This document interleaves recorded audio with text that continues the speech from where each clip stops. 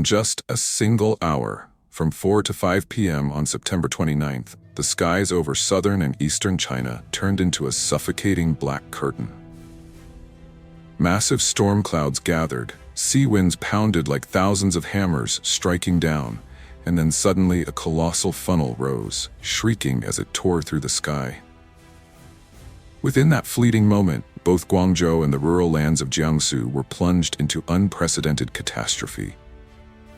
Factories collapsed, fields lay in ruin, and cries for help merged with the howling winds, a chilling reminder that one single hour was enough to alter the fate of tens of thousands of lives. On September 29th, the skies over southern and eastern China turned pitch black, with sea winds howling and clouds piling up into dense masses that devoured daylight in an instant. Residents of Guangzhou, though familiar with storms, sensed something unusual: the suffocating heat, the heavy air, and the ground trembling as if warning of a looming disaster. Then, with a piercing roar, a massive funnel suddenly appeared, its violent spiral stretching skyward, sweeping everything in its path. The tornado slammed into Baiyun district of Guangzhou, where factories stood side by side with crowded residential areas, shaking the entire industrial zone with terrifying thunder. Roofs, windows, power poles, even reinforced concrete walls were torn apart, hurled skyward, then smashed down like lifeless toys. Panic-stricken residents ran in terror, some collapsing in fear, entire families clinging to each other as the winds roared like a furious beast. Factories that once stood like fortresses were reduced to rubble. Morning shift workers were caught completely off guard, unable to escape. Cries for help echoed everywhere, mingling with the sound of twisted metal and ripping sheet iron, creating a nightmarish cacophony. The elderly trembled, haunted by the painful memory of past tornadoes that had leveled workshops and claimed lives in Guangzhou. They had not forgotten, and now they faced the same horror again, but this time the funnel was larger, the destruction far more brutal, as though determined to consume the entire city. While Guangzhou drowned in chaos, Jiangsu province, deep in its harvest season, was struck with equal ferocity. Golden rice fields, which only days earlier had promised a bountiful yield, were shredded to pieces. Rice stalks lay broken, corn and beans were ripped away, leafy vegetables scattered and buried in mud. Village homes lost their roofs, brick walls collapsed, century-old trees were uprooted and blocked the roads, and severed power lines sparked dangerously on the ground. Jiangsu residents had never forgotten the 2016 Yancheng tornado, one of the deadliest in China's history, which killed nearly 100 people and injured hundreds more. And now, once again, they were facing tragedy.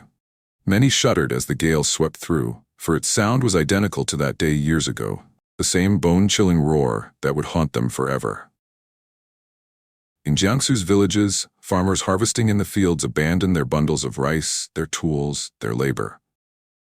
Some were thrown into ditches by the violent winds, others struck by falling roof tiles, blood pooling on the ground. Shouts carried from the paddies into the lanes, mixing with the sobs of children and the desperate cries of loved ones searching for missing family members. When the tornado finally passed, devastation remained. Ruined fields, homes leaning or collapsed, the entire scene a haunting mirror of the tragic photographs from 2016 that no one had wished to see again. Casualties mounted as rescue teams arrived. In Guangzhou, ambulances screamed endlessly, ferrying the wounded to overcrowded hospitals. Victims arrived with crushed limbs, deep lacerations, and head injuries from flying debris. In Jiangsu, emergency crews dug frantically through rubble, searching desperately for survivors, the scene chillingly reminiscent of 9 years before. Doctors and nurses, pale with exhaustion, raced against time in corridors overflowing with stretchers and injured bodies, their every second devoted to holding back death. The destruction did not end with people and homes. Entire infrastructure networks were shattered. Districts of Guangzhou lost power completely, plunging neighborhoods into darkness. Street lamps and billboards that once illuminated the city stood twisted and silent, sparking dangerously in the ruins. In Jiangsu, the situation grew even worse. Clean water supply collapsed as pipelines burst and pumping stations broke down. Families lined up at ponds and ditches, scooping murky water just to survive. Communications collapsed.